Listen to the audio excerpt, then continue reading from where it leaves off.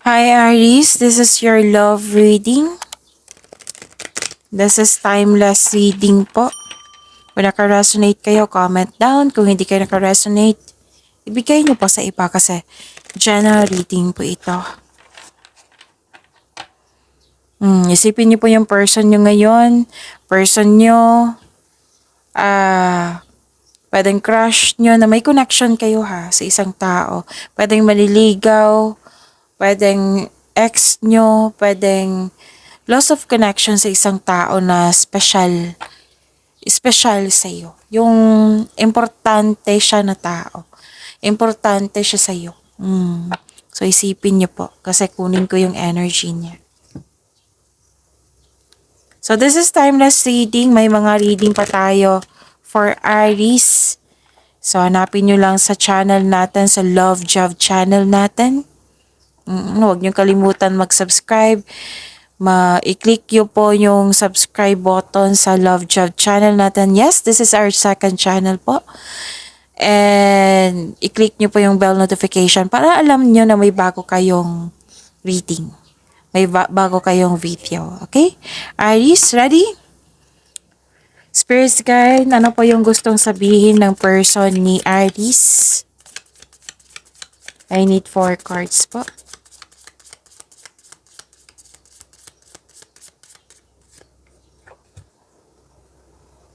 I know I was wrong by not talking to you. Would you be open to talking now?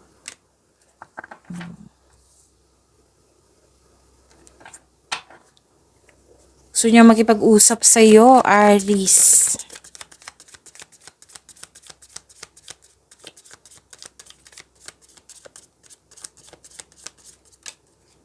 Tumalon talaga, no? Despite the distance, I feel like our souls still remain intertwined.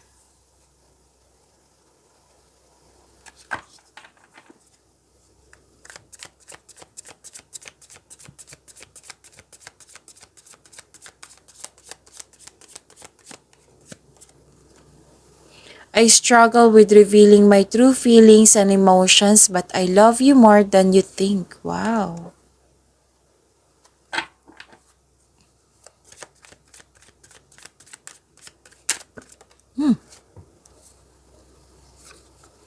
I will take action soon. Please believe in me. Nagkaroon kayo ng disconnection or hindi kayo nag-usap? Oo. Gusto niya makipag-usap sa iyo. Tapos gagawa siya ng action soon. Na sana'y maniwala kayo sa kanya.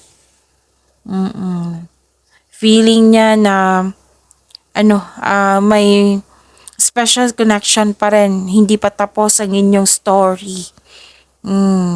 So mahal ka niya. But I love you more than you think.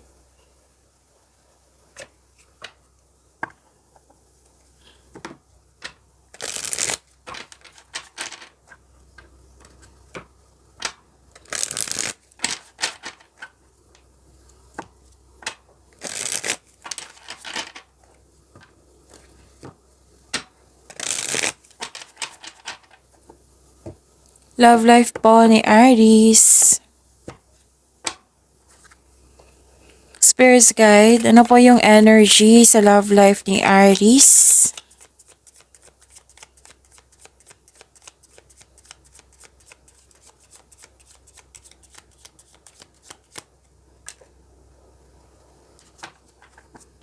Clarification po.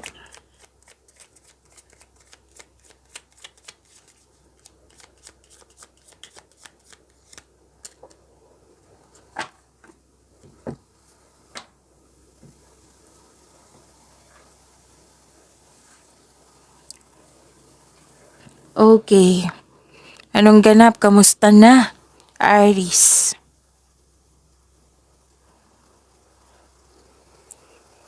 Nakita ko dito na nagkaroon po ng may taong hindi totoo sa iyo, confused ka. Pwedeng may ganap na obsession, may concern dito sa obsession sa isang bagay or sa isang tao. May tao dito na mapanlinlang na may gustong kunin sa'yo. Basta may concern ka sa taong maluloko.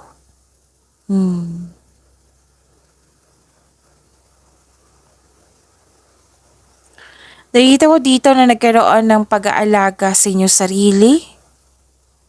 Or pwedeng pag-aalaga sa inyong relasyon. May nakita ko ditong energy na isang ina. Pwedeng nanganak, pwedeng buntis. Or may inalagaan na family or mga bata. Basta may pag-aalaga akong nakikita dito.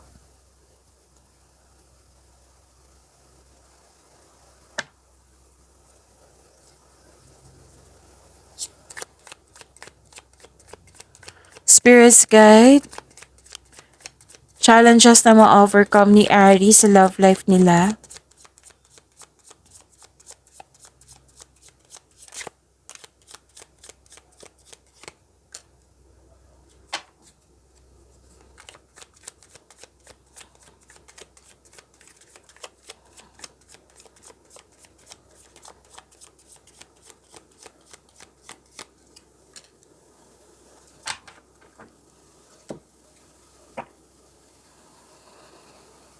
Nagbigay kayo ng pasensya dito. Nag-iisip kayo kung worth it ba magstay or maghintay. Ang ilan nga sa inyo dito na may connection, may relasyon. Nag-iisip dito kung worth it ba magstay kasi ilang years na kayo magkarelasyon. It might be wala pang ramdam mo na walang growth na nangyari or walang ganap, walang pag-asenso. So, nag-iisip ka dito. Nag-iisip, nagbabalanse kung worth it ba magstay or hindi.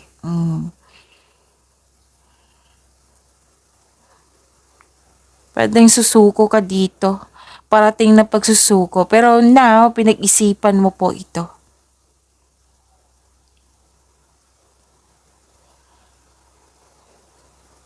So, nag-move on ka na sa mga challenges, sa mga nangyari. Umiiwas ka na sa mga toxic na tao. Lumalayo ka dito eh. Or umiiwas. Or nag-put ka ng limitation. So, sabi ng card dito, mag-focus kayo and have faith. I-release mo yung negative na nararamdaman nyo. Negativity po. Nararamdaman nyo po. Palitan po ng positibo na ma-motivate ka ulit. Nakikita ko naman dito na mag-move on kayo.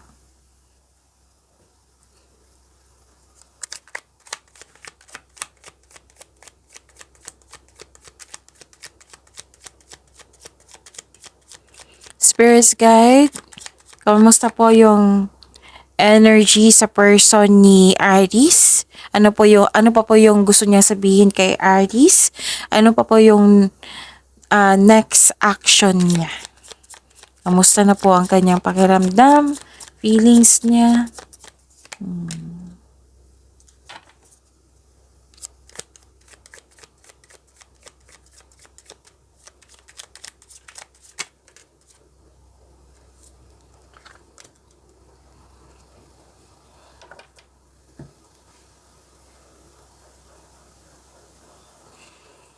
Nakikita ko dito na nagkaroon po ng nag-overthink po siya.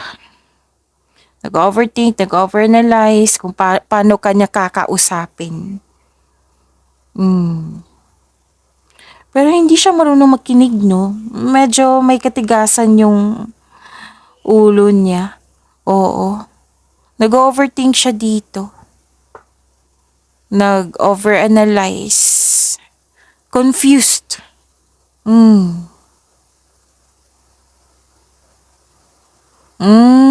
Okay. Okay, so, di ba sabi dito na, I will take action soon, please believe in me. May balak siyang makipag-date sa iyo. Pwedeng group date.